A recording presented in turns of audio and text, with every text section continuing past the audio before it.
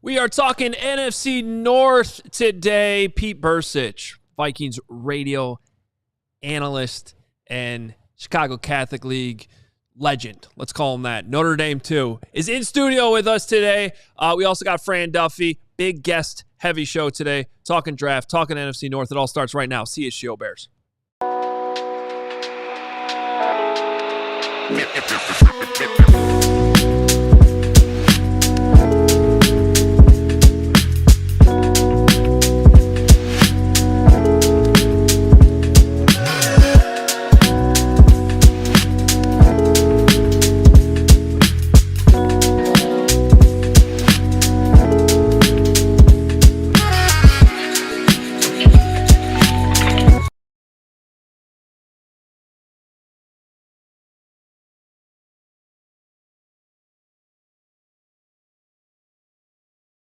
On this Wednesday in Chicago, and we got a Chicago guy who's now up north and has been for a long time, but we still claim him here as well. Excited to have Pete Bercich in studio with us today. Thank you. Thank you. We got to know Pete and his partner Paul Allen at the Combine this year. He's a handful, isn't he? Oh yeah. He's probably one of the better guests you can have because you just kind of put a quarter in him and let him go, and then That's what we did in Indy. Yeah. Ask him one question and just let him go, which makes it easier for me in my job as an analyst because he just talks and I just wait and then pop in every once in a while. So I don't get paid by the word, so it's a good thing. Absolutely.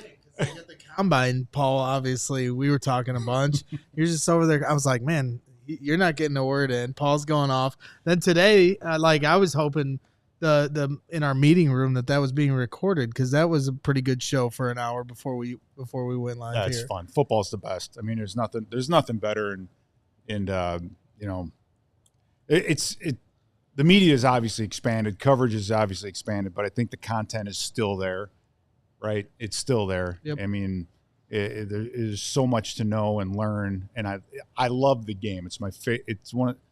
If there's one thing I want to leave, like you want to call it a legacy or whatever, but just to be able to share the insights. Because my experience has been unique growing up, going to Providence Catholic, experiencing the college recruiting thing, going to Notre Dame. I mean, we were as good as we could be. Almost won a national title twice, whatever.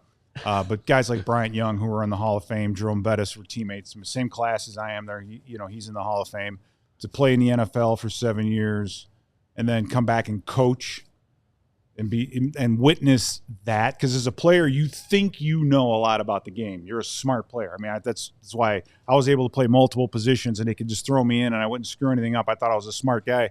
You realize how much you really don't know about the game when you start coaching. So we did that for 4 years. And we all got fired.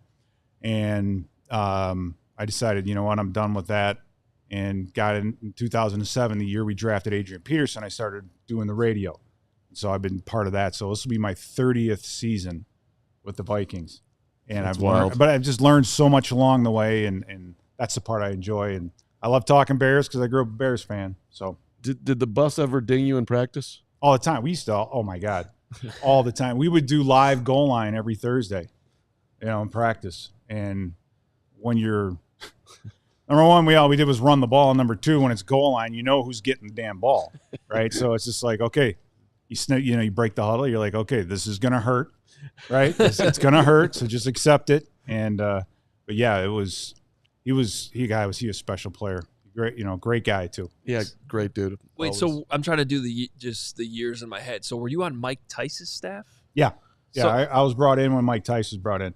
And Mike Tice is infamous in Chicago for – he's the guy – I played with Mike too. And I remember we brought Mike back, and we're playing the Bears, and he's the one that called out Richard Dent in the paper. Mike's a Long Island, New York, I'm going to talk smack guy. And then he calls out Richard Dent, and you're like, okay, there's certain guys in the league that you just play against, right? Like Larry Allen, Randall McDaniel. You don't want to upset them. You want to do the best you can, but you don't want to poke them, right? And then every year somebody steps up and says something. You're like, no, you don't want to piss them off. Just don't, because if you make them angry, it's going to get a hell of a lot worse in a hurry. And, we ended up getting killed, I think, because Richard Dent, he just went nuts.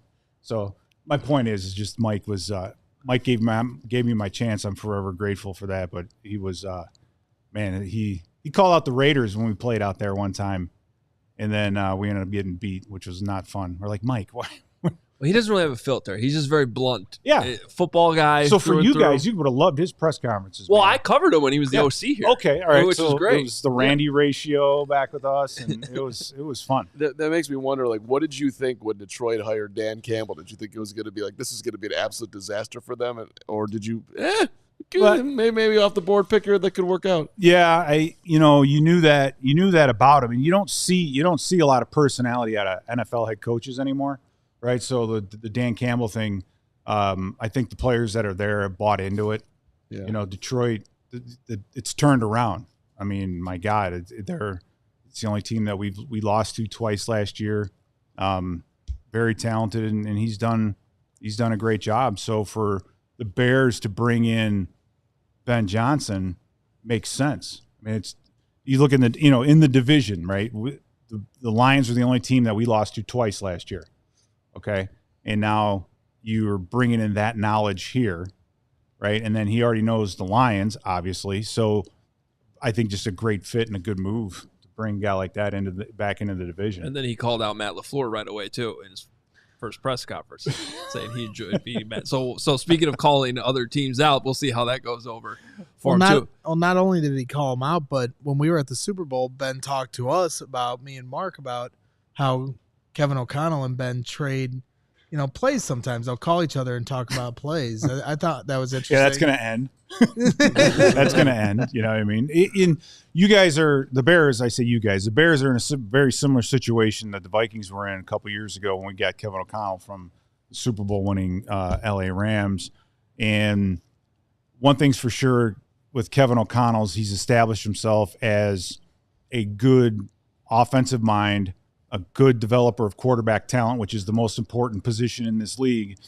But for JJ McCarthy, go LaGrange, going into the season, it's on him, right? No one's going to look – if JJ's not having success, no one's going to go, well, the guy coaching him doesn't know what he's doing. Right. Because he obviously does, right, with what he did with Sam Darnold last year. So the pressure is on JJ. And I think that's what you want to see here because you guys are with Caleb Williams. You guys are kind of in the same boat, meaning you have a young quarterback who's obviously he's the franchise. He is the guy. And you've brought in somebody now who has offensively the gravitas to say, Caleb, I don't care what you think about going under center. You're going under center. This is how this offense is run. It's successful. It has been successful. This is how we do it. You're going to have to learn. And that removes so much. It just removes so much of the question, and it just sets a tone, saying, "Okay, this is maybe how you did it in the past, whatever. It's not how we're doing it." So, but it also opens up, he's saying that ultimately he's going to tailor the offense to the skill of the players that are in it, and right. So I do wonder. Let's just say he's not getting it, and he's much more comfortable being in the shotgun. I mean, from your perspective, what you're talking about there, do you just if you're Ben Johnson in year one, you just keep going? You're going to have this by week 7. I don't care if we start out whatever. You're going to get this because this is how ultimately we'll win. Well, if I'm not mistaken, Ben Johnson's coordinated an offense that ran the ball or threw the ball 14 times a game and still won, 22 times a game and still won. So if his quarterback's not getting it done, he's going to get it done with the running game. He's going to do it some other way. Right. You get to to find a way to get it, but I think for Caleb, it's going to be so much more in the way. And if I've learned anything from working with Kevin O'Connell, is how important footwork and technique is for that position. And it's something he mentioned. And Caleb Williams, I think, mentioned it in his press conference when he said, I want to get it done now, so in the fourth quarter of a game, I'm not worried about my feet and that kind of thing. It's like. Exactly. That stuff has to be like riding a bike for everybody else. But I think he's going to get that attention to detail. And those are the things that you kind of forget about, right? As you get 12, 14, it's a long year. and you can kind of get into some bad habits. And that's where not practicing in pads and all those things, you can build some really bad habits. So you need to have a coach who can pay that kind of attention to detail to that position. And that's what Caleb needs right now. Because we know he has it. That's what you know. You know he has the height, the weight, the speed, the talent, the arm strength, right? He has all that. You know that. So what does he need? He needs to make sure he stays fundamentally sound and has a system that he can execute. So we knew by like pretty much Halloween there was a good chance the Bears were going to be hiring a new coach. So we spent a lot of time during the season talking about Ben Johnson, and one of the things that came up frequently was like, well, if he became the Bears head coach, though, he wouldn't have the same offensive line. You know, he wouldn't have the same personnel, but especially the O-line. So I'm curious, because you spent a lot of time worrying about the Lions this past year yourself, and it all came down to that Week 18 game, obviously, for the NFC North.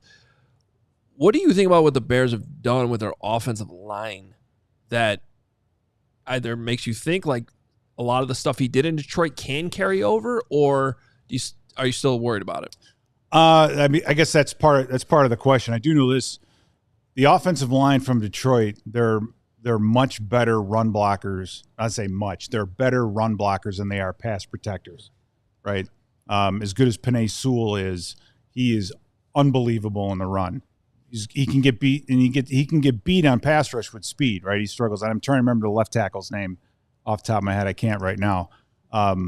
But talking about for the Bears? No, for the Lions. Oh, for the Lions. Yeah. Deckard. Yeah. Right? Taylor Deckard. Yeah, Taylor Deckard. Yeah. I mean, I know Jonathan Grenard had his way with him when we played him last time. Yeah. Both times, actually, we played him. My point is just getting that squared away, running the football. Now, the question is, and this is what you do when you interview head coaches, you said, tell me about your offensive line. Where'd you get them? What was your role in getting them? Who developed them? Right? I mean, look at Philadelphia. Yeah. Look at Philadelphia. They have had a good offensive line as far back as I can remember. And you look at and they're not all first-round picks. No. Right? You don't have a bunch of first-round picks. You've got a system in place where you can find guys, develop guys, know how they fit the system. And so that's where you say, all right, well, that's I guess yet to be seen. Who's going to be his offensive line coach? What's the background? How do you guys find talent? Who are the scouts? So it's not just as simple as one man. If he had his hands in all of that, then I would feel, even if I was a Bears fan, I'd feel even better about the offensive line. Sure. Right? And what you're going to get and how they're going to get better. All right, but let's focus on the problems for a second of the Vikings, because the Bears. I mean, we got this. There's no doubt, right, Greg? Everything's going to turn out phenomenal here in 2025. Yeah, we're good.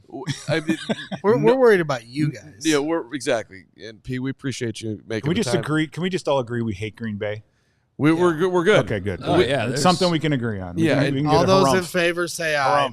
Aye. Yeah, well, okay. and listen, we're trying to steal your stadium. I mean, we got a lot of respect for Minnesota, and you hired the guy who built it, right? Exactly. And listen, you played for Denny Green, and he ended a 26-game Northwestern Wildcat losing streak here, so we got there's affinity there. Plus Denny Green and the Cardinals and that whole situation.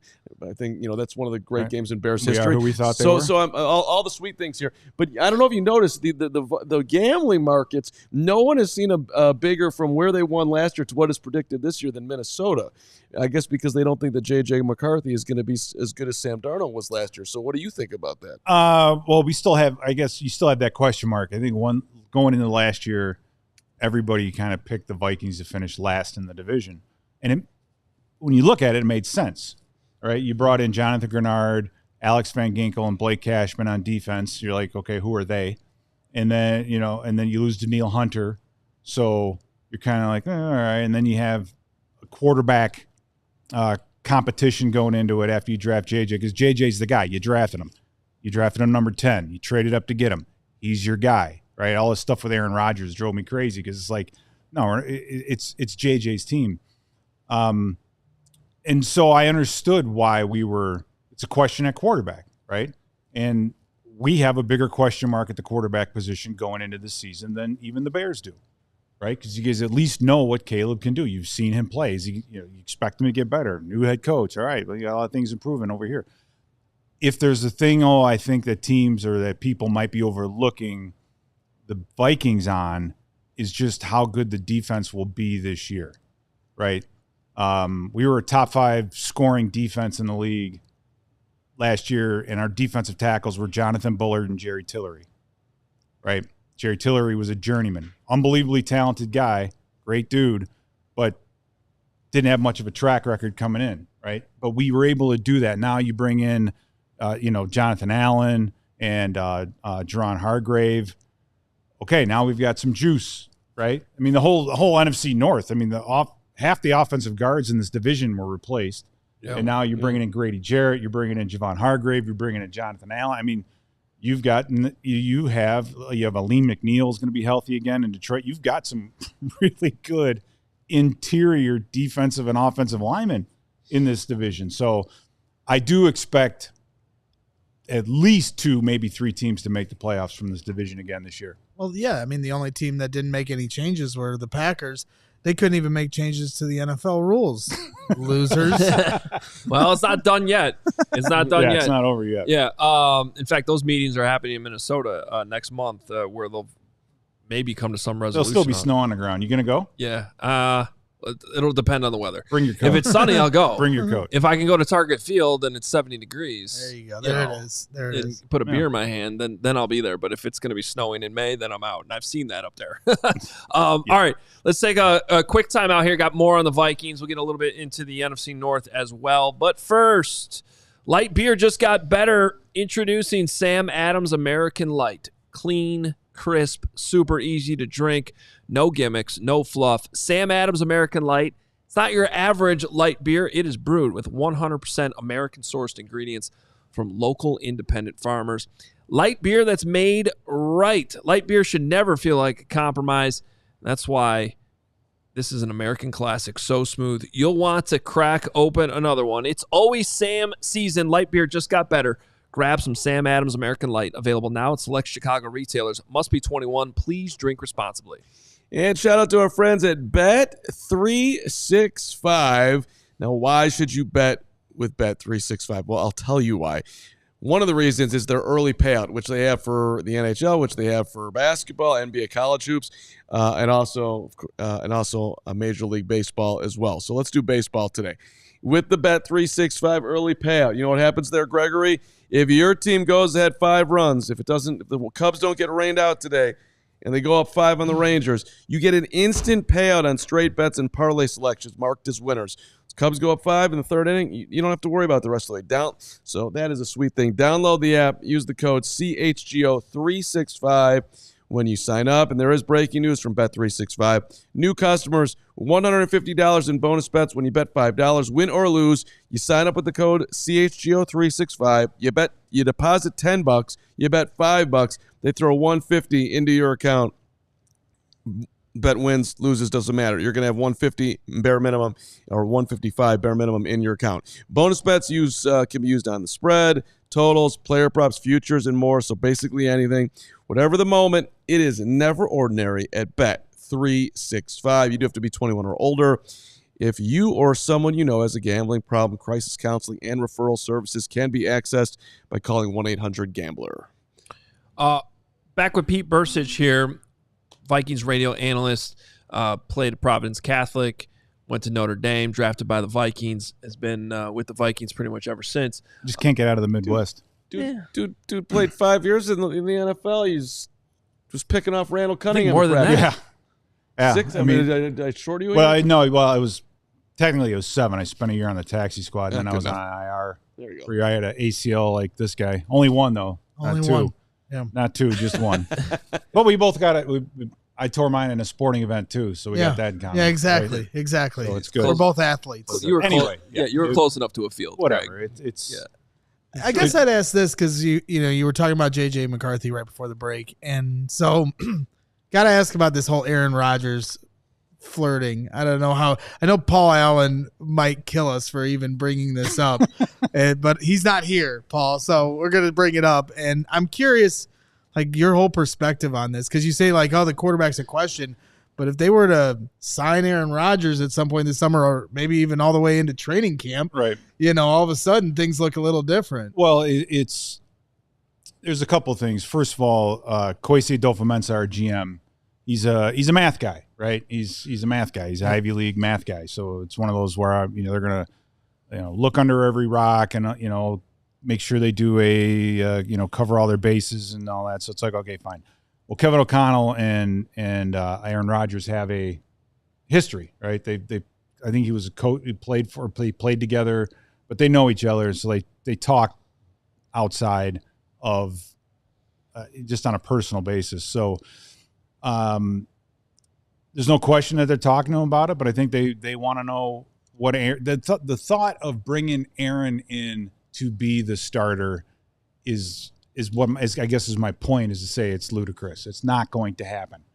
And so the interest I think they have, or what everyone's been talking about with Aaron, it's like maybe as a backup quarterback, right? Be a mentor, that kind of thing. If that's what he wants to do, then if you're okay with taking that paycheck, number one, and having that be your role on this team, then we would love to have you. Don't think we want you to come in and compete to be the starter, because it's only going to make the guy in front of you or make the other guy better. But I really don't see there any way of being a true controversy here. Because why did you trade up to draft a guy? Yeah, you know what I mean.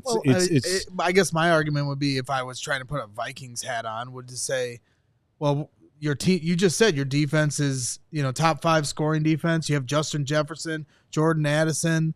So in theory, if Aaron Rodgers was playing to his fullest potential, I know he's getting long in the tooth, but you bring him in, all of a sudden you have a chance to possibly win a Super Bowl, a la when Brett Favre came in and you got to an NFC Championship. Yeah, I mean, but that would be maybe what, a 1-year fix, right? I don't know. It comes down to how much. But that's where this conversation goes. People are like, well, what if you brought him in for 1 year and you won the Super Bowl? It's like, would you want that? It's like, I would cut my right. You get like the hypotheticals just go, ooh, right? But again, we played the Jets in London last year, and I saw Aaron, and I can't remember if he was nicked up at the time or whatever. I've seen that man play twice a year since he's been in Green Bay. Right. And he is, I'm not going to say just a shadow of himself, but he's not the Aaron Rodgers that we saw. Yeah. There were a lot of empty calories in all those passing yards last year. I mean, it's he sees press coverage, 3-step fade. He can still throw a fade like nobody's business. I mean, the accuracy and all that, but he's just, our offense is predicated on down the field, clear routes, deep digs. It's a longer passing game.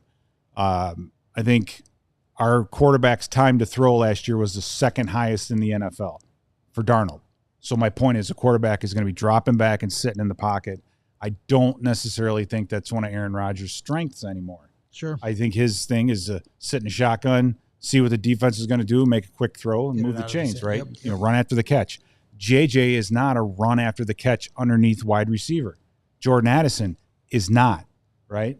Rondale Moore that we brought in from Arizona, kind of a running back receiver high. Yeah, maybe him, but it's like, what are you going to do?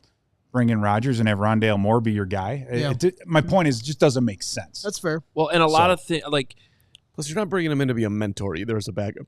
To me, that's wild. Well, okay, but I'm just trying to read this quarterback situation in Minnesota has been fascinating. I mean, really going back to the season, because first of all, you don't have what happened to Sam Darnold ever happened, where you just brought him in as on a flyer, cheap contract, and he blew up into almost an MVP candidate on you. I thought it made sense to do what they did, and because to your point, I've seen enough in this league with quarterbacks. If you trade up for a quarterback in the draft, that guy's getting in his opportunity, because you're betting your job on that pick. So that's just the way it works. So I saw Darnold moving on. I thought that would happen.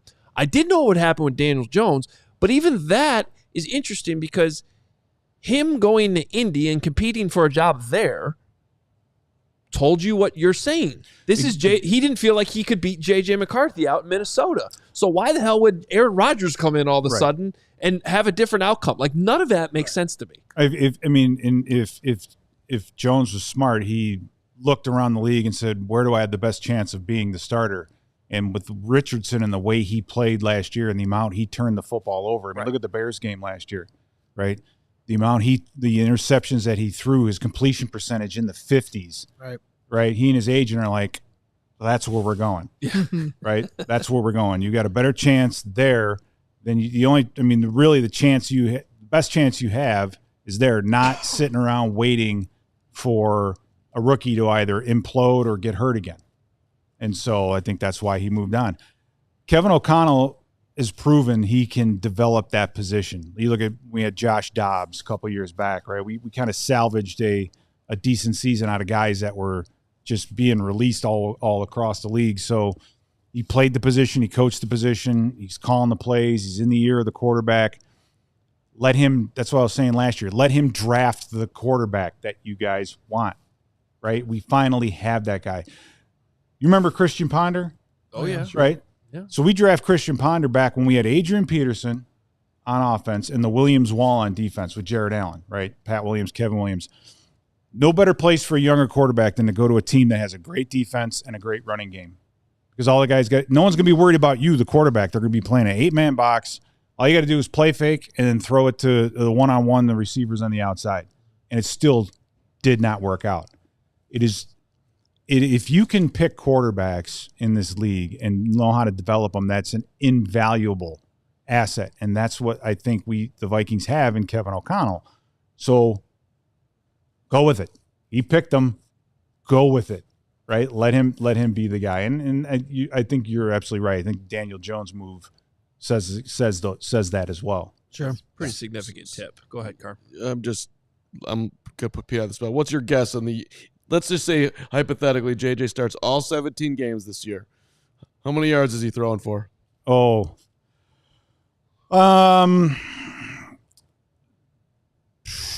Probably, I would say somewhere around 3,700, 3,500, somewhere in there. 35. I mean, somewhere in that. I think 2,800. 2,800. 18 interceptions. He's ratcheting it down. We're going to bring this back, right? At the end of the year. See, Pete gave it to us right there. He came in at 36.42, right on the money. Okay, yeah, 36.42. 36.42. There it is. It sounds like a good number. I'm right. How many times do you think you'll lose to the Bears? 2, 1.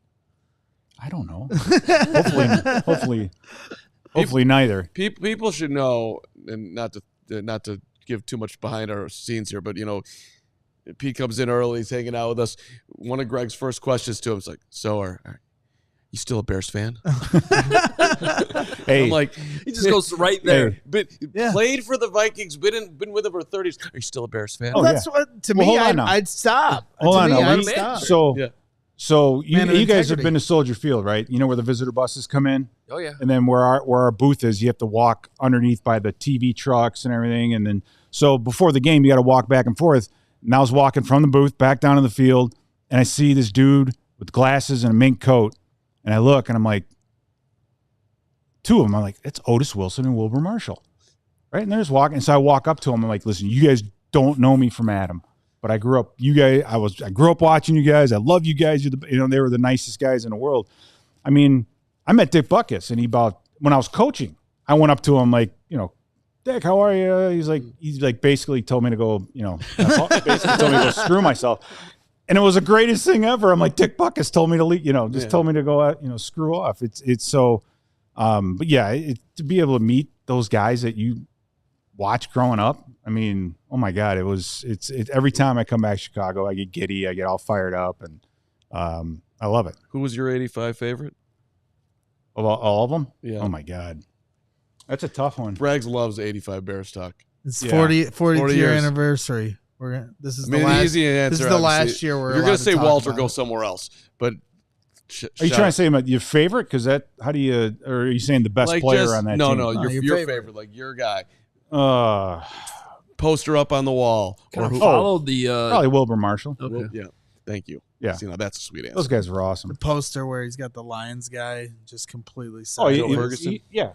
How about that? Think the game's better nowadays? I don't know. You kind of followed the Tom Thayer path, though. I mean, he I was at still your have my hair. rival compare. high school though, but you went I know. Notre Dame NFL. Yeah, there's two guys from Joliet that are analysts in the NFL on the radio. It's like maybe we like to talk. I have no idea. Thayer's the best. He's I've known of his family growing up, with the restaurant and everything else. I mean, he's a great guy, very, very good at what he does. He and Joniak are two, we keep joking around saying we're gonna flop seats during a game one time. Like one half it'll be PA and me, and then second half we'll have Thayer come over to our booth and I'll go over with Joniak and do a game that way. I think that would be fantastic. Joniak's losing it. You don't want to be around. Joniak is like, shout out JJ, my guy. The adjustment Thayer would have though, going from Joniak to Paul Allen, a little bit more shock. I know. First thing he would have to do is turn down the headset. Turn it down. I know we have to go here, and I know Fran Duffy's getting ready to jump on, but I'm curious if you have any good Randy Moss stories from his rookie season. Oh my God! I mean, how many? Like just whatever, like that first moment they were like whatever. This dude's faster than me. I remember the first. It was after the first day of 2 days. After we you eat dinner and then you have a team meeting and then you break up into individuals, and then the DBs, you're in this big room and before Tony Dungy's going to talk to us. And I'm not Tony Dungy. It was Foge Fazio, I think at the time. And the DBs are up on top, and then the linebackers and the D line sit up front. And I remember sitting there, and all I could hear behind me were all the DBs talking about how good he is. Because remember when he first showed up, he didn't do any mini camp or anything because he had an ankle injury from basketball. Right. So it was the first time any of us got to see what that kid can do. And I'm telling you, after the first day of practice, those guys in the back were all like, "This dude is unreal." Unreal, legit, unreal, legit. That's all you heard about the whole thing. And he was a great teammate, funny dude, smart, hard worker though. I think that's the one thing I think gets overlooked on him is how hard Randy worked. He worked his rear end off. Yeah, very few people burst on the NFL scene the way he did. So I had to sit that Thanksgiving in Dallas. Unbelievable. Yeah, 3 receptions, 3 touchdowns. People still show the graphic on social media because it's laughable. It's laughable. Oh, between he and Chris Carter, and I mean, those were fun days. Did you get along with Denny? Loved Denny. Yeah. Denny didn't talk to me. We had this real quick story. We had this big Rottweiler at my house when he came to recruit me when he's at Stanford. We had to lock the dog in a bedroom and about rip the door down because it's just when I was like my rookie year, we were stretching one day and he walks up to me and he's like, "You still got that dog?" I said, "No, she died a long time ago." He's like, "Good." And he turned around. Jesus. Turned around. He didn't say much. Although he did sit me down one day and say, "When you're done playing, I want you to think about coaching." So that's kind of one of the reasons why I did that. But yeah, he didn't say a whole lot, but loved the guy, loved playing for him. Just that's the kind of head coach you got to have, right? March, he just know your role, accept your role, perfect your role. If you have any questions about your role, don't talk to your teammates, talk to me, right? He just laid it out in a very clear way that he's the head coach. He's going to do this. He's going to do that. And you just do what we ask you to do and we'll all be fine. And we were. Well, we appreciate you coming in here, Pete. This has been fun. Awesome. Thanks for having me. Our draft analyst, Fran Duffy, is coming up next. You can stick around if you have any questions about the Vikings and the draft, stuff you want to ask. I just want to know what running back you guys are going to select in the first round. Woo! In the first round. You're going to take a running back. The guy. You think if Genty's gone? Ben Johnson's had a what? He's had a running back. That's what he had. That if you can't throw the ball, you run. You guys are going to take a running back. Well, if Genty's gone and they were to draft O'Marion Hampton, we haven't really talked about that scenario that much, but I'll have a heart attack. But maybe they'll be right. Who are the Vikings taking? The only needs that we have are defensive back. We need some more bodies in that room. We maybe a guard at some point. No, we're taking all the guards. But I think we're in an interior defensive line. You can never have too many. We need depth at linebacker, but that's down the road. But you can't have too many interior defensive linemen. So we got plenty of outside linebackers. We got Dallas Turner, Van Ginkel, Grenard. We're good there. So yep. I think either interior D lineman or interior offensive line. Makes sense. Pete Bercich, awesome. We'll have you on the show again. Thank you. For sure. Anytime. For sure, when we get, especially closer to the season when the Bears playing the Vikings. Middle of summer when there's nothing going on. I'm a great segment killer. Keep Paul Great, in we check. need those. Keep Paul in check. I'll try. All right. We got Fran Duffy coming up next. We will dive into the draft as we always do on Wednesdays at 12:30. But first, I want to make sure you know about Empire today. Just like your favorite team needs a home court advantage, home field advantage, home ice advantage, your home needs a home floor advantage, and Empire Today can help you get it. Empire Today is flooring experts, dedicated flooring professionals who focus on flooring every single day. And you've been to those big box stores. You're wandering aisles, and then somehow you're hauling all these materials back to your house. Let Empire take care of this, because they might have a flooring department at those stores, but the person helping you with that flooring might have been doing sinks yesterday, for all you know. Empire Today is your best bet for a new floor, because they live and breathe flooring. They'll be with you every step of the way. It's just a whole different ball game. So schedule a free in-home estimate today, because some things are just better at home. CHGO listeners can receive a $350 discount when using promo code CHGO. Yes, you heard that right. $350 discount with code CHGO. Restrictions apply. Visit EmpireToday/CHGO for full details. I'm enjoying this camera setup today with Pete being on set, so I get to just add on to what's going on here with Empire Today and our friends at Lucy. Let's get your nicotine on. What's your favorite Lucy flavor? What strength you want? There you go.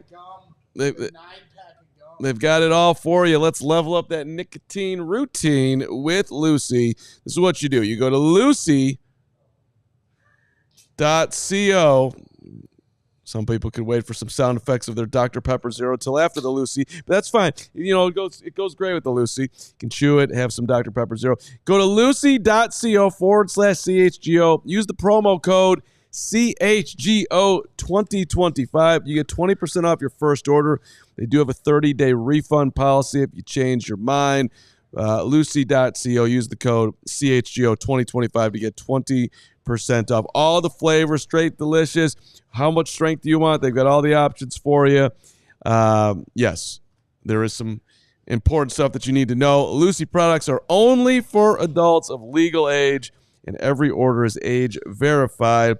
And this product does contain nicotine. Nicotine is an addictive chemical.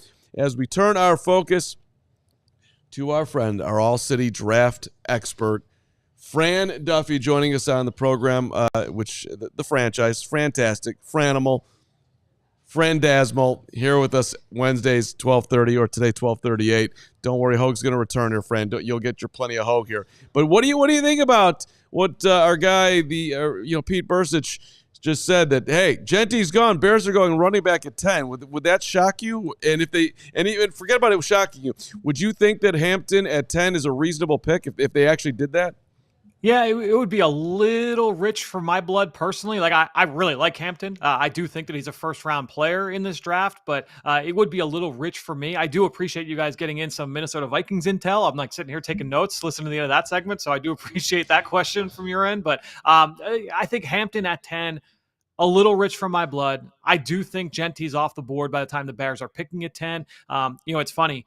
I was going through some notes. We did a podcast over at PHLY, just kind of going 1 through 32. Let's look at every team, draft tendencies, like GM, strategies and the things that they talk about. Because I that's something I follow. I geek out over that stuff. And, I was going through some notes, on Ryan Poles and the Bears. And I saw a quote from Ryan Poles in his very first press conference, his opening press conference when he got hired by Chicago. And one of the things that he said was talking about position priority, and talking about just, making sure that, that's something that was always going to be a factor for him. And he said, you have to prioritize certain positions because of supply and demand, and you have to place them on the board where you can get them. All of their, and so I thought that was notable. Obviously, this is a few years ago when he first got hired, and I think that he has kind of walked the walk with that. Most of their picks have been in the prime positions there early in the draft, and so I don't know. That's why I kind of think that they're not going to go running back early, but obviously, Ben Johnson's voice will weigh heavy in that room. So that, and I wanted to ask you, a question along those lines because I agree with you. Like, I think the track record here with Ryan Poles is premium positions, and drafting a running back or even drafting Tyler Warren at tight end like doesn't really jive with that. But the unknown in this whole thing is, but you have a new head coach now. Yep. And you're trying to win right now. We heard that from the players yesterday at Hallis Hall, Fran. I mean, it's obvious the message from Ben Johnson and the new coaching staff in the first 2 days that they had the players in the building this week for the offseason program was win now. And then you hear Ben Johnson was on CHGO last week, and he talked about how Jahmyr Gibbs was a weapon. So this is a long way of me bringing this question to you is I do wonder if there are exceptions, if the rule is draft the premium positions. But we know that in Detroit there have been some exceptions to that. Who would be your exceptions? Like who are the guys that around 10 would be like, okay, we might all think Ryan Poles is going to stick to a script, but who are the guys that are just special that you say would be valid exceptions to the rule? To me, Genty would be that. I think that he would be an exception to the rule there. And it's funny that you phrased it that way because that was how I kind of couched that conversation on that podcast that we did yesterday, myself and Bo Wolf, because, I can go through tendencies and, this GM, they've only taken one FCS guy in 4 years. And there's all different things like that, right? And athletic profiles and all this. It's all of it is a trend until it's not, right? And I think at the end of the day, like it might be tendencies and it might be probabilities, but it's never certainties. I shouldn't say it's rarely certainties, right? And so how tight those guardrails are, maybe it's a tiebreaker, those kind of things. But that's why, like when I put my big board out a few weeks ago, when I've got my updated big board here in a couple weeks before the draft, I think that to me that's why I always go off the horizontal board and not that vertical stack board. I think everybody on the outside, from a fan standpoint, we get so focused in on the top 30, on the top 20, the top 50, the top 100, and looking at how do you have guys stacked that way, when in reality, teams are working more off that horizontal board and best player available. All these guys are tiered together. So if Ashton Genty is at the top and he's on a tier by himself compared to tackles and edge rushers and corners and quarterbacks, whatever, I would say that you're probably going to take the running back there. You're going to take Ashton Genty. And so that's something that we're not privy to in the lead up for Ryan Poles and Ben Johnson.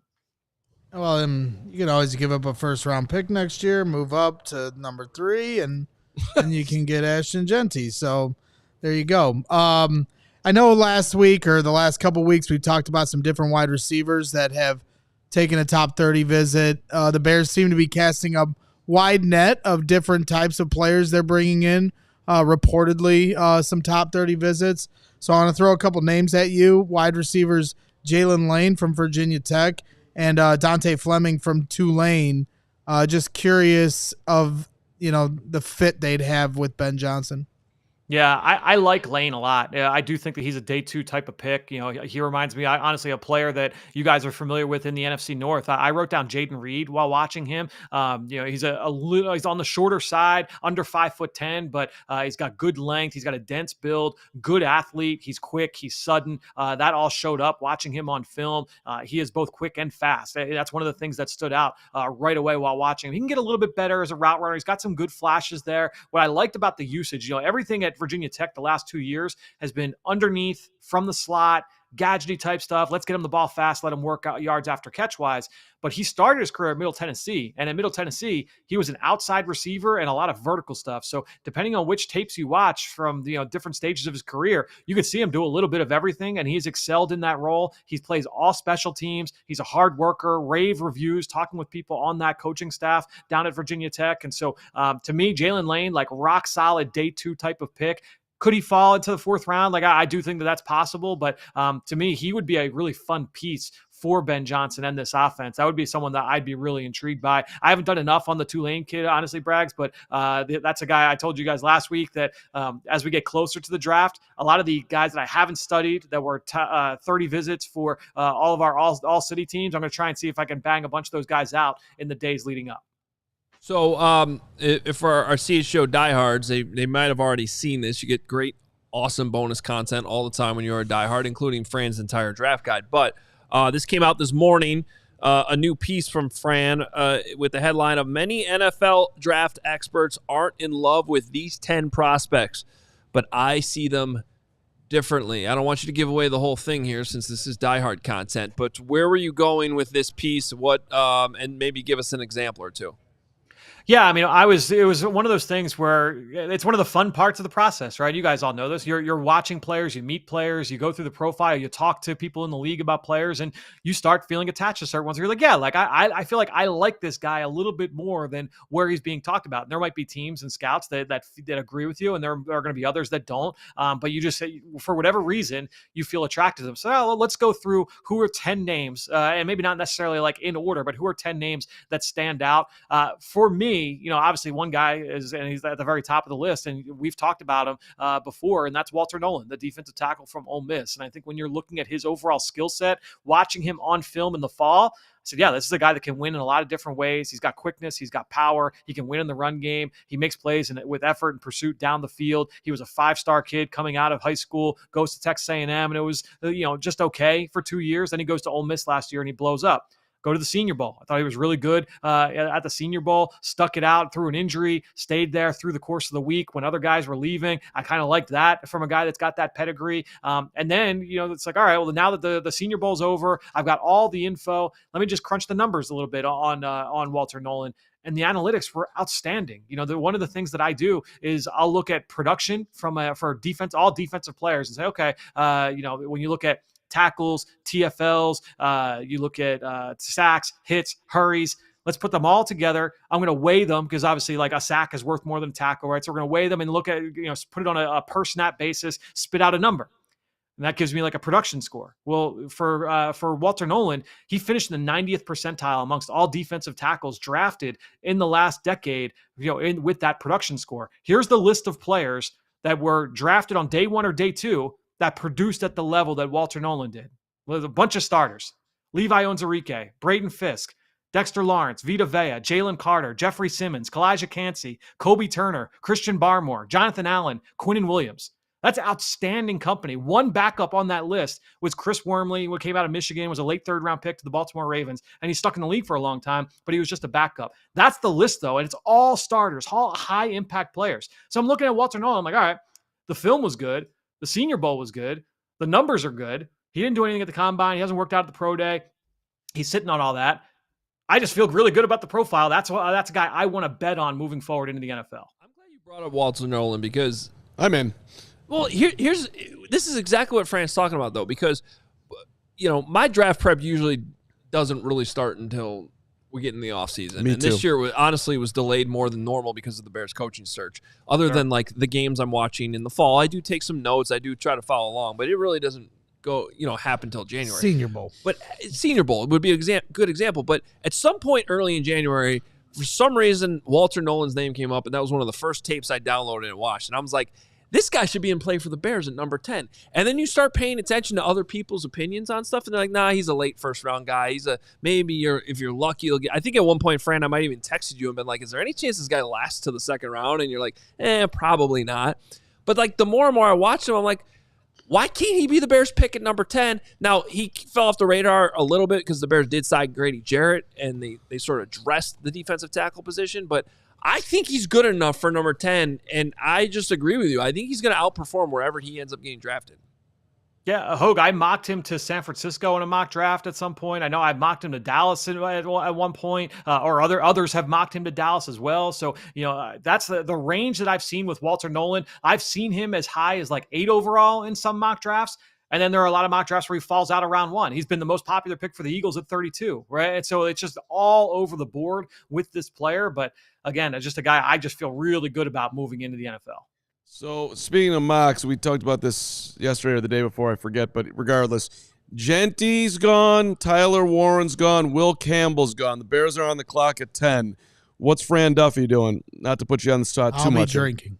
Yeah, I think that. Look, ideally, you're probably looking to see if there's any kind of move you can make to be able to move down. Trying to acquire some extra assets. Obviously, they've made some trades, but if you got to stick and pick, The guy I personally would feel most comfortable with, and it's not a perfect profile. I don't think he's a slam dunk, but he'd be a guy that I think is a fit for Dennis Allen. I do think fits and checks a lot of the boxes that we've seen with Ryan Poles in recent years, would be Michael Williams, the pass rusher from Georgia. I think this is a guy that's got pedigree. Coming into the season, there were high hopes for him. He sprains his ankle in week 1 against Clemson late in that game, misses a few weeks, was never 100%. He said at the combine he never really reached even 70% throughout the course of the season. So they platooned him. They were definitely trying to take care of him from a load management standpoint once he was back out in the field. I thought he made big strides this year as a rusher in terms of understanding how to attack offensive linemen.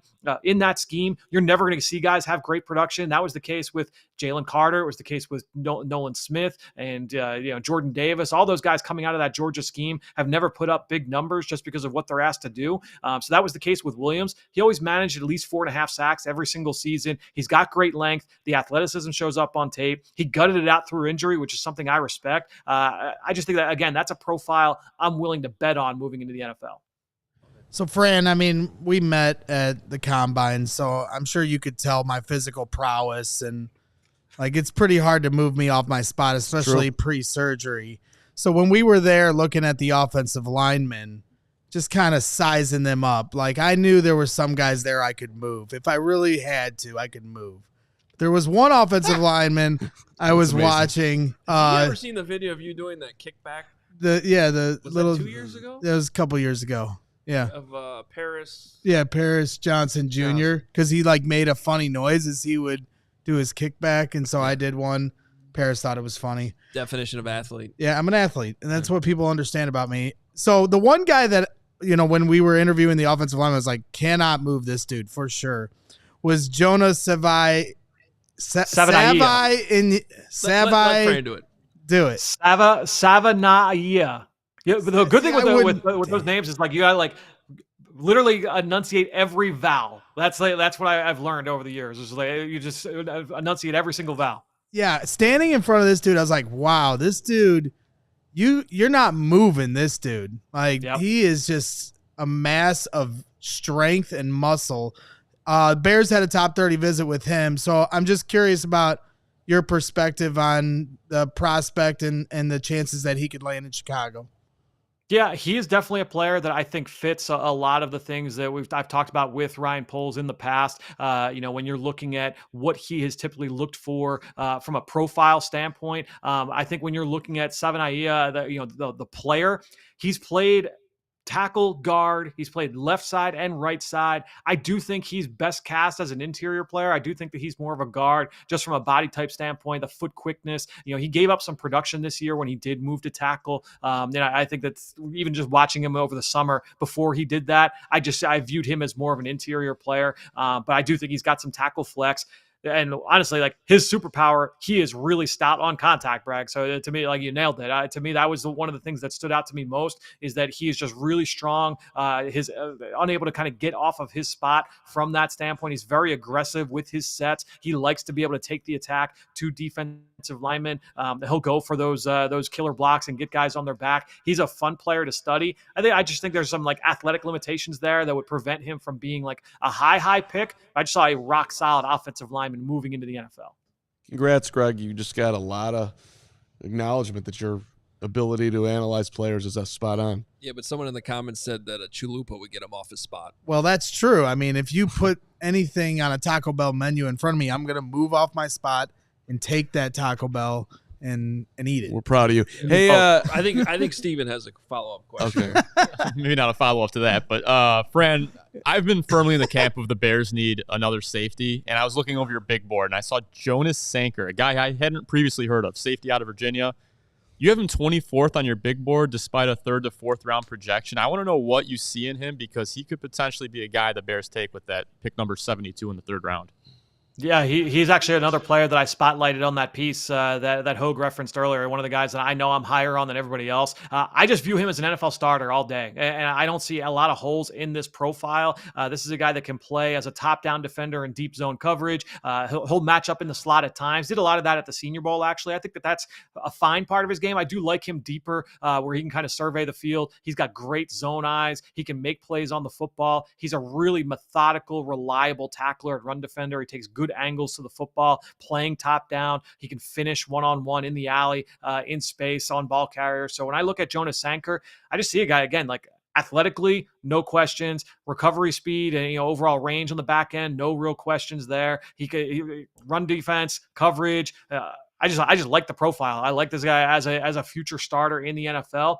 And we've talked about like what my process is in terms of like putting together my big board. And I just feel the average safeties, like solid starting safeties in the NFL, that's one of the more underrated profiles in the draft in terms of teams being able to find these guys. That's why I project him as like a 3rd or 4th round pick. I haven't heard that he's going to go top 50, right? But I think that 4 years from now, 5 years from now, he's going to hit the open market and he's going to get, 4 years at, we'll say like 12 million a year. I'm making numbers up, but it's going to be something along those lines where, he's going to get paid as a guy that's going to have that kind of value where you look back and say, man, the whoever that team was really got a steal when they took him in the 3rd round. All right, we've got a few more minutes here with Fran. Let's get to our diehard rapid fire. A bunch of our CHGO diehards dropping in with some draft questions for Fran that make the show here. Jay Ramirez, 34. If the Bears miss out on one of the top safeties in this class, who are some 5th round to UDFAs that could be a project that has more potential to develop if given time?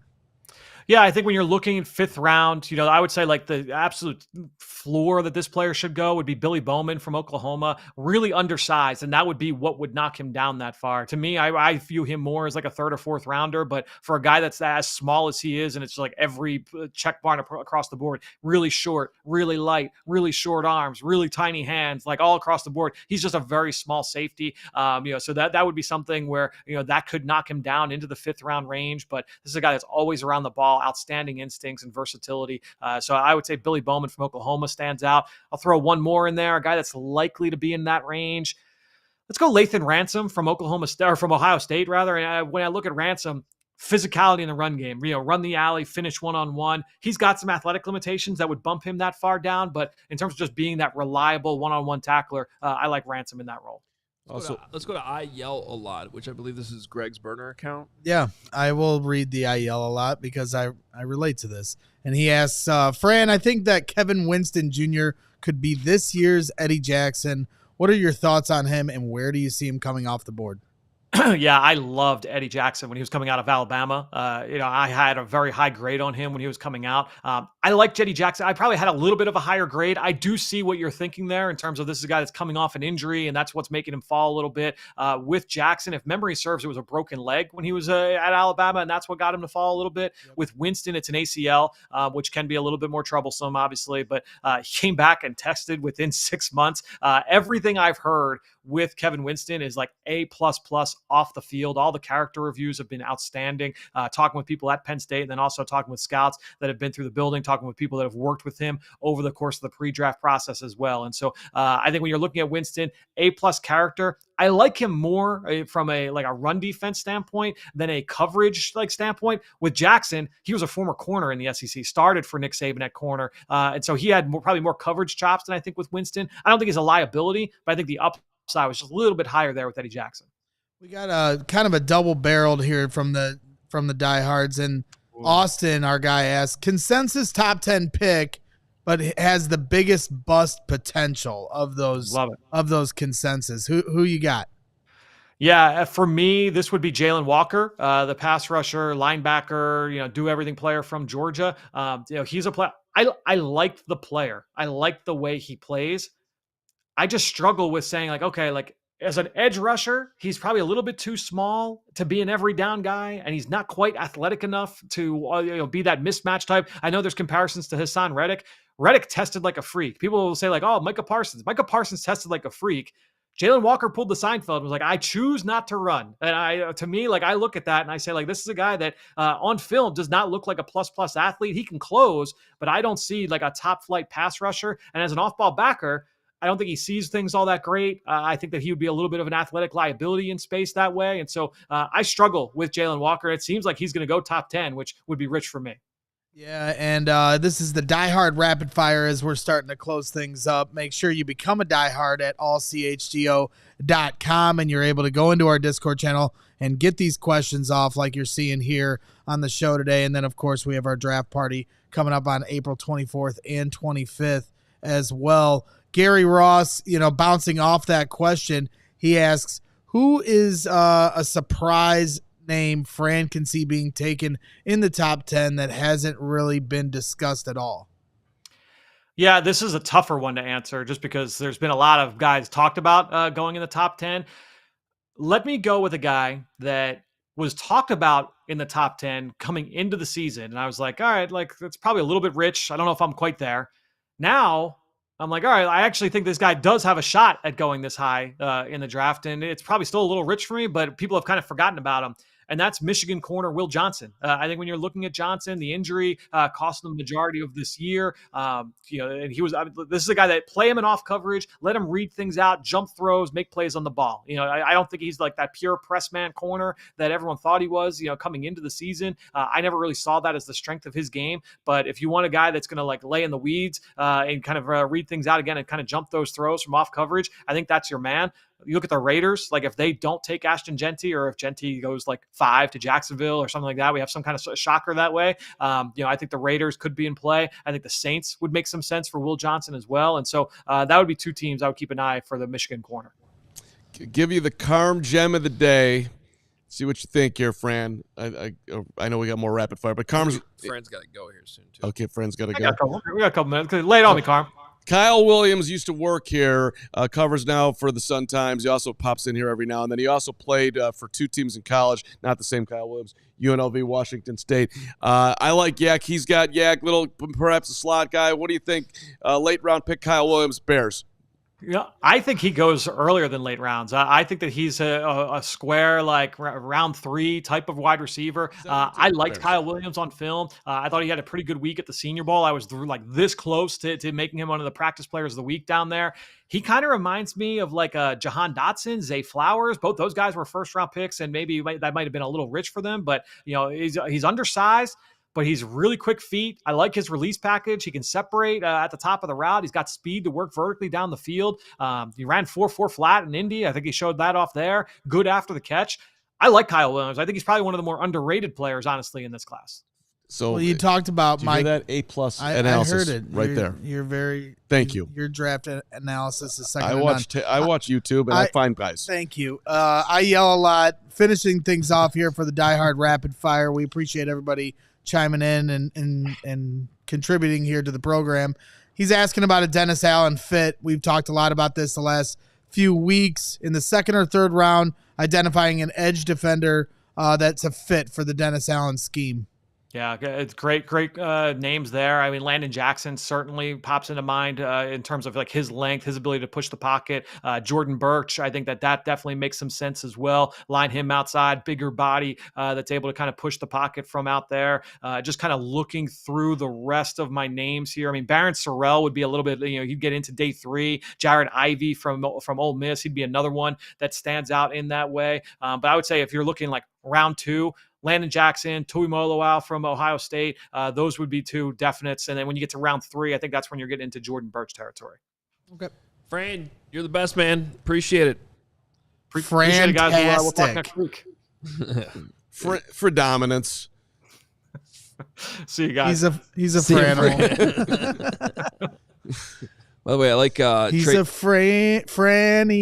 Trey Toon says, do all draft experts just naturally talk very fast? Yeah, they do, because they have so much information they got to get out in a very small amount of time. You got to pack it in. Well, there's a certain intelligence level that you have to cross to go into that land, because they really live in they have a crazy existence. I was trying to do the math on the Beast came out today. Dane Brugler. Friend, and does an amazing job of that too. Fran greater than Brugler. Fran phenomenal over. I'm kidding. I love them both. Sorry, I don't. I was trying to do the math. 401 scouting reports, and Fran's got 300 something in our draft guide, the Die Hard database. That's more than a prospect a day in a calendar year. That's crazy. And the write-ups, the They don't amount of sleep. information in there. Like, Yeah. Listen, whatever code these guys cracked to never sleep Right. and somehow be human beings with families too, that's the real kicker. I need whatever. What is this? Is it a secret drug? Is it a? Yeah, it's drugs. Jacob Infante, Windy City Gridiron, he'll have a mock draft the day after the draft's over, and I can assure you it's drugs. Yeah, but that's different. I mean, a mock draft today. That's. But he breaks the players down. He but breaks the players down too. 400 scouting reports that are all like 1,000 words. Well, and He's Brugler is extensive. just, his parents were this, his sister was that. He once had a grilled cheese on a Tuesday that was burnt, but he still ate it, showing his toughness. I mean, the guy, he's really, really going Well, and like you above said, and to beyond. not only watch these guys, but then to have the comprehensive breakdown, data that they put along with it from the film breakdown or the written stuff. Like, it's a lot. And Fran Duffy is as good as it gets. I was talking with my buddy Shane this morning. He's like, dude, this guy's been great for years. He's got a lot of family from Philadelphia following him, and we're lucky to have Fran Duffy here weekly. No doubt. Breaking things down. It's unbelievable. Unbelievable. What's funny stuff. too is It's also unbelievable that you, the CHGO Bear fan and football fans everywhere, you care enough that you created this job for them to do this, that you really want to dive into the draft that much, because they wouldn't be out there if you weren't great sports fans. that's true. Remember that, Hoge. Shout out to those people. Yeah. I To Dr. Truth, to Huck Rogers, to Nico, to Moon, Why'd to you skip Gucci, over Eric W? to Why did Eric you W. My bad. Just Shout out skipped Eric. right over Eric. Avatar's a little frightening right Yeah, there, what's but happening? What's frightening about it? What's the green thing? What's the green? It's a what? parrot. I mean, we're too It far looks like away. a I can't fish. Or tell. a bird or something. Maybe it's not. No, a he looks parrot. phenomenal. He looks very Looks like a smiley. fish. Actually looks like a friend of the program. Eric, what kind of bird is that? Yeah, Eric, help us out. It's a very symmetrical beard. Like he's got a long beard, but it's symmetrical. Fran the Man is good from Steve 34. Fran the Man. Can I give a shout out to my children? Sure. Good one. It's always good to shout out the children. When I was leaving my house this morning Mm-hmm. to jump on the phenomenal metrics train I took in, both of my kids, 10-year-old son, 3-year-old daughter, watching draft day. That's a good job. We're ready for draft season in the Hoge household. Wow. Yeah. It's like David Kaplan's favorite movie. I like watching draft day. I I've think never seen it. you should watch it. It's on Netflix right now. Steven just said it's terrible. I said it's Cap's a parrot, movie actually. Oh, it's a I think parrot. Draft Day's Oh, a great movie. Steven but said we it's a got- parrot. Yeah, and Not Leftis it's terrible. Parrot. Cap's movie tastes are almost as bad as his Don't other do it. tastes. Don't do it. I thought he was going to. I wouldn't do that to my guy. I'm just telling you he's got terrible movie tastes Just and song tastes. anybody who goes out of Food their way to taste. just slam draft day, we get it. It's I've not never the seen- best movie of all time, and it's not realistic. Oh, speaking Who cares? It's entertaining. Speaking of, we were called to action here. I don't think Hoge's done it. I watched Tombstone. Oh, hell yeah. Let's go. I tombstoned up. Shout out Tombstone. I didn't talking to your mic, Carm. Tombstone, me and you started out Saturday. 4-hour extravaganza starting, watching, running around, coming back to it. It's 4.5 hours? No, it's No, 2 it's- hours, it's but it 2 took me 4 to get through. It's a 3-star. It's a 3-star. It's Out of how 3 out of many? what? out of 4. Oh, that's pretty good. Who's the It's a one solid movie. When did 4? Who did the? You want to go to 5-star? It's a 3.5 star. No, I didn't know. What do why you wanna you do? set it at 4 stars. I agree that 4 stars is confusing. Yeah. 4 stars used to be the I way thought it maybe was. I was know, 10 but stars. why? It's like My favorite part in that You're movie. asking why it was 4 stars. What was there's more nuance in What was your movies. favorite part in Tombstone? Because it's the reason people love that movie is because it's very quotable. Doc Holliday. The most of the Doc Holliday moments. He's when- hilarious. when he's just out of nowhere shows up and just fires out the gun and Not just acts the up. gun, but the wit. Because he's like, I know, No, Ike. Let's I don't have a care. spelling contest. Does anybody care about this? Yeah, well, of they course. were all fired up. They were. Who? The Discord was fired up. The chat was fired up. How the hell have me and you not seen Tombstone? We let people down. We let people down, Hoge. I'm here to not do that. I liked what Adam said on that show. Watch what you want to watch. Don't slam other people for not seeing other things. Everybody's got different movie flavors. Yeah, no, I agree that most people probably don't care about Tombstone. Thank you. But have you thought about apologizing for yesterday? No. Oh, I think if we're talking about apologies from yesterday, I deserve an apology from you and everybody over there too for the brilliance that I brought to the show. I defended you. Thank you very much. You did at the end of the show, but you still owe me an apology. Many apologies. But I don't understand what anybody's apologizing for. Yeah, it was a good show. It was a great show. I enjoyed it. We had a double walk-off. How many times do you see that? In April. Yeah. In April. Usually that happens during football season. We were fired up on a start of the off-season program Tuesday. On a Tuesday. By the way, shout out Luke Stuckmeyer, who's in the building getting ready for Cubs and Rangers in a sweep today. The best team in all of baseball. I mean, Dodgers are fading fast. Cubs are rising.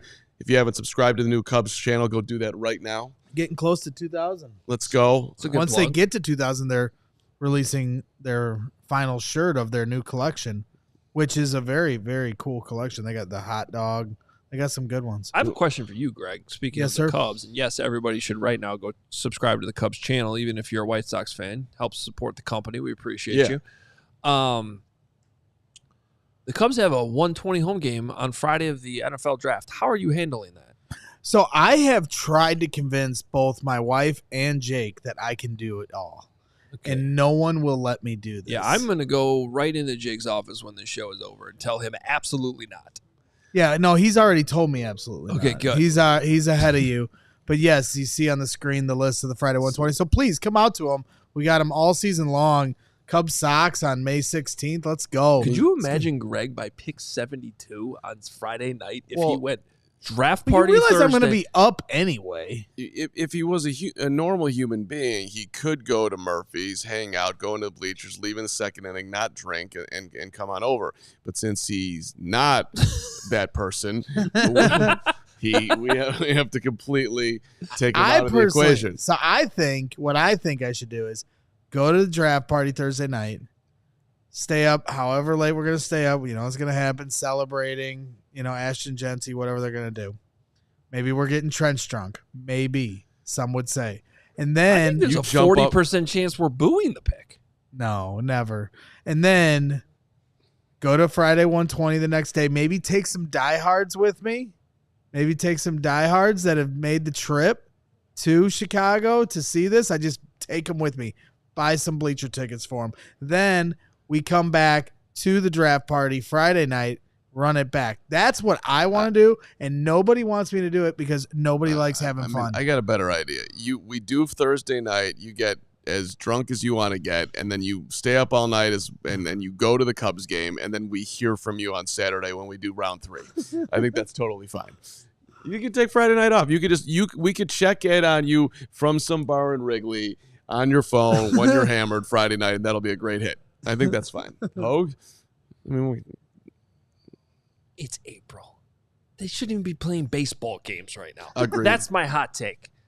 Why are we playing baseball games when it's 30 degrees outside? Baseball should start May 15th, should end September 15th. Playoffs should be done by October 15th. You're the second human being I've had that conversation with this morning, by the way. May 15th to September 15th, playoffs done October 15th. The big question is when Ben Johnson is throwing out the first pitch at Wrigley. That's what we need to figure out. It is the big question. Yeah, that's all I think about when I go to bed at night. Well, we were at opening day last week, and Cole Kmet and DJ Moore were there. DJ's kid. So shout out to those guys. Got to see a big win. Cubs are playing well. First place. Guy Finley, $20 super chat. $20 guy. That's awesome. Couldn't watch live yesterday. Didn't think it was possible to be more crazy, more off the rails than yesterday was. Carm, you have outdone yourself. Singing, harmonica, smoldering heaps to the new king of Eeyore Island. Guy Finley. Eeyore Island. I like this. That's a new T-shirt. For people that don't know what an Eeyore is somebody that just pours cold water on everything. And, Guy, You need. I don't know who was celebrating Jalen Johnson on this show yesterday to the end of the earth, but I believe it was right here. You're just choosing to be an Eeyore yourself guy and not hear the positivity that I was also throwing. You're focusing on the negative when you could be looking at the entire product. That's what you're missing.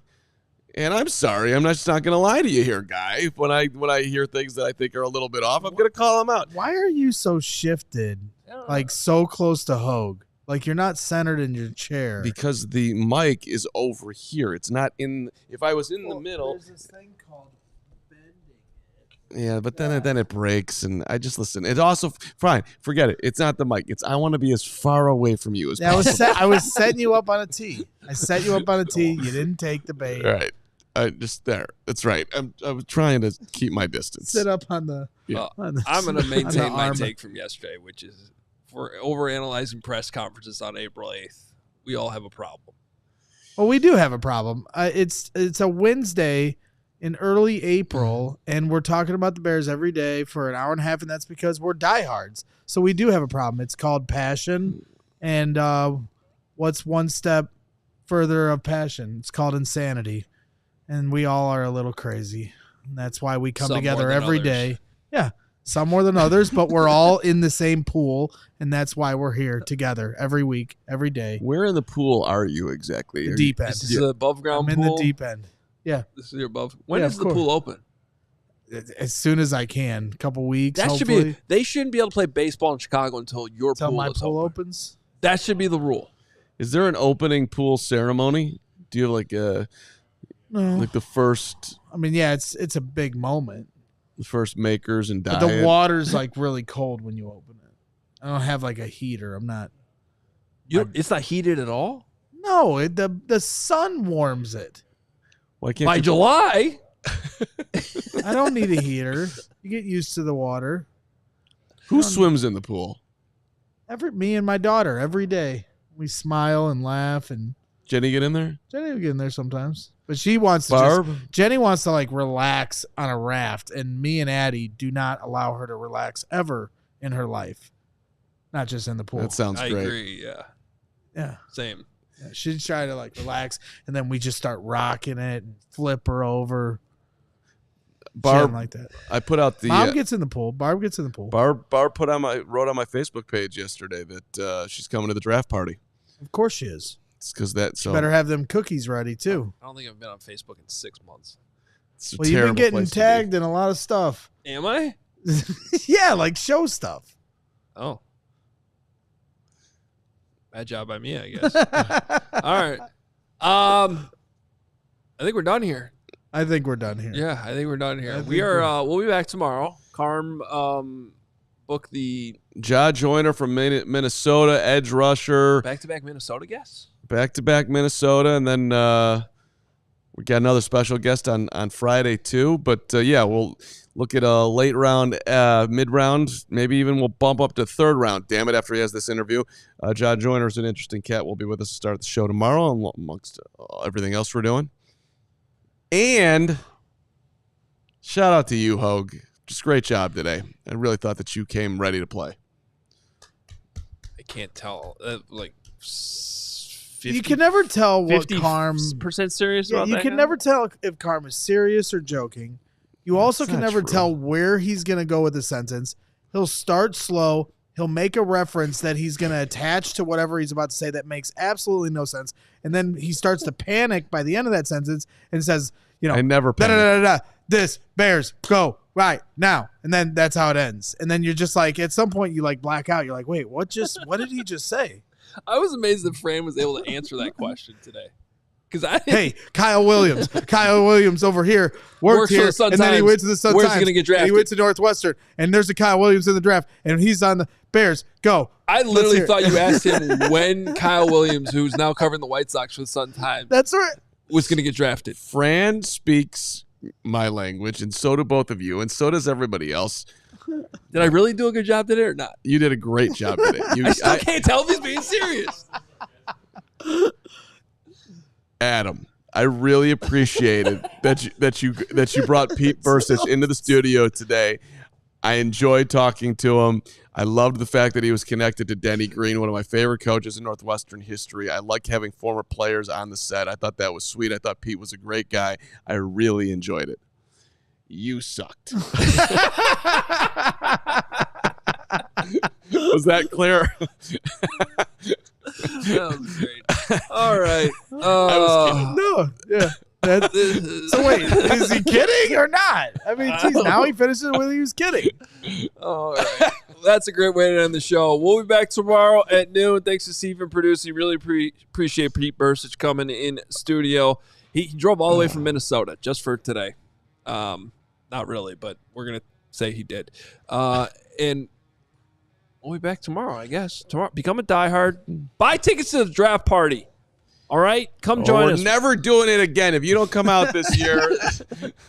April 24th and 25th. It's going to be at 115 Bourbon Street in Marionette Park on the south side, presented by Circus Sports. Go to allchgo.com/events to get your tickets. If you are a diehard, you get 20% off those tickets. All you can eat buffet, all you can drink.